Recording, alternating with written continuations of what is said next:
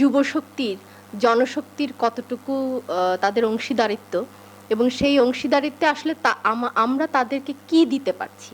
তো খুব একটা ইন্টারেস্টিং ইনফরমেশন হলো আজকে যখন আমরা এই প্রতিপাদ্যে কথা বলছি যে প্রযুক্তি নির্ভর যুবশক্তি, আপনারা যদি খেয়াল করে দেখেন গত ১-১.৫ মাসের মধ্যে আমাদের মোবাইল ডাটার দাম বেড়ে গেছে ১৫ থেকে ২০% এবং মোবাইল সার্ভিসের সারচার্জ, ভ্যাট এবং অন্যান্য সার্ভিস মিলে ইটস আপ টু 42% ইনক্রিজ হয়েছে। তো আপনি একটা যুবশক্তি যে আপনার দেশের ২৮% জুড়ে আছে, তাকে আপনি একটা ফ্রি ইন্টারনেট সার্ভিস দিতে পারছেন না বা আমরা দিতে পারছি না। আমরা কিভাবে আশা করব যে সে একটা ছোট্ট ইনফরমেশন যখন তখন পেয়ে যাবে। আমাদের দেশের মোর দেন 50% ইন্টারনেট সার্ভিস আমাদের যুবশক্তিরা পেয়ে থাকে বাড়িতে। পাবলিক স্পেসে তার জন্য ইন্টারনেট অ্যাক্সেস খুবই সীমিত।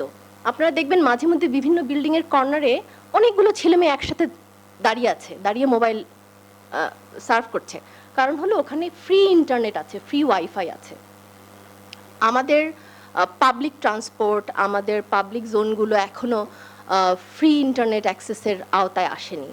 একটা ছেলে বা মেয়ে যদি রাস্তায় বেরিয়ে কোনো একটা জায়গায় এসে যাবে, সেটা যদি সে গুগল ম্যাপের মাধ্যমে ফাইন্ড আউট করে যেতে না পারে, বা ধরেন সে একটা ছোট্ট ইনফরমেশন জানতে চাইলো, রাস্তায় বসেই হয়তো কোনো একটা কিছু পড়তে চাইলো ইন্টারনেট সার্ফ করে, সে পড়তে পারছে না, তাকে ওই বাসায় ফিরে যাওয়া অবধি অপেক্ষা করতে হচ্ছে। আমাদের অনেক প্রমিস আছে, কিন্তু আমরা এখানে বারবারই যুবনীতির কথা বলছিলাম, কিন্তু আমি একটু ছোট্ট করে বলতে চাই আমাদের দেশে অনেক নীতি আছে। Truly speaking, in pen and paper, in black and white, we are really rich.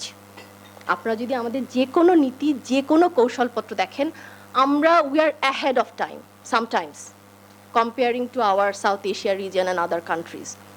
কিন্তু আপনি যখন পলিটিক্যাল প্রতিশ্রুতি, রাজনৈতিক প্রতিশ্রুতি দেখেন যে আসলে আমরা একটা যুব শক্তি নির্ভর জাতি, আমাদের পপুলেশন পিরামিডে একটা বড় অংশ মাঝখানে দেখবেন এভাবে ফুলে ফেপে আছে, যেটা হলো ইয়াং পপুলেশন।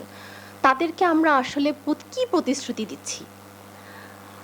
ছেলে মেয়েদের কাছে আপনি জিজ্ঞেস করবেন, সে বলবে সে জানে সে কি চায় দেশের কাছে, দেশও বলবে সে তার নীতিতে কি বলে আছে, কিন্তু এটা ওয়েল কমিউনিকেটেড না। ইয়াং পপুলেশন জানে সে কি চায়, দেশের কাছে সে কি চায়, সে পড়াশোনা করতে চায় কোন সেক্টরে, কোত্থেকে সে কোথায় যেতে চায়। আপনি যে কোনো ইয়াং পপুলেশনকে জিজ্ঞেস করেন, ওরা বলতে পারবে, ভীষণ স্মার্ট ওরা। কিন্তু সে এটাও জানে যে সেই তার আকাঙ্ক্ষার জায়গায় পৌঁছানোর মতো অবস্থা আমাদের দেশে আসলে নাই। এই প্রতিশ্রুতি তাকে কেউ দিচ্ছে না। সে হয়তো ইতিহাসের ছাত্র হয়ে তাকে ব্যাংকে চাকরি করতে হতে পারে, সে হয়তো দর্শনের ছাত্র হয়ে তাকে অ্যাডমিনিস্ট্রেশনে কাজ করতে হতে পারে। একজন ইঞ্জিনিয়ার, যিনি হয়তো সিভিল ইঞ্জিনিয়ার, রাস্তা বানাবেন চিন্তা করে এসেছেন, তিনি হয়তো ম্যাজিস্ট্রেট হয়ে গেছেন। যিনি একজন ডাক্তার, তিনি হয়তো বাংলাদেশ ব্যাংকের একজন উপপরিচালক হয়ে গেছেন।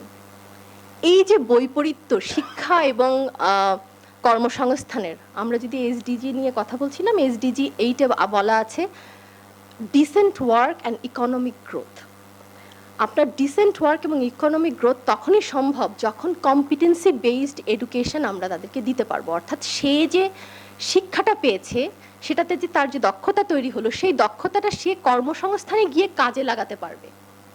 এই জন্য কিন্তু ওয়ার্ল্ড ব্যাংক অনেক দিন ধরে কথা বলছে, অনেক দিন গভর্নমেন্টের সাথে পলিসি লেভেলে অনেক ধরনের নেগোসিয়েশন হয়েছে, এবং আমাদের হিউম্যান ক্যাপিটাল ডেভেলপমেন্ট প্রোগ্রামের আন্ডারে social protection and employment opportunities, SPJ বলে একটা আলাদা প্রোগ্রাম আছে হেলথ এবং এডুকেশনের পাশাপাশি। এই প্রোগ্রামের আওতায় আমরা বাংলাদেশ সরকারের সাথে কয়েকশো মিলিয়নের প্রজেক্ট আছে আমাদের। এবং আমার যে সংগঠন জিএফএফ, আমরা কাজ করি নারী, শিশু এবং কিশোর কিশোরীদের স্বাস্থ্য নিয়ে, এবং এটার সাথে আমরা মাল্টি সেক্টরাল অ্যাপ্রোচে কাজ করি, যে আসলে আমাদের দেশের কিশোর কিশোরী এবং যুবদেরকে তাদের স্বাস্থ্য এবং শিক্ষার পাশাপাশি তাদেরকে যেন কর্মসংস্থানেও একটা সম্মানজনক আত্মমর্যাদাপূর্ণ জায়গায় তাদেরকে নিয়ে যাওয়া যায়।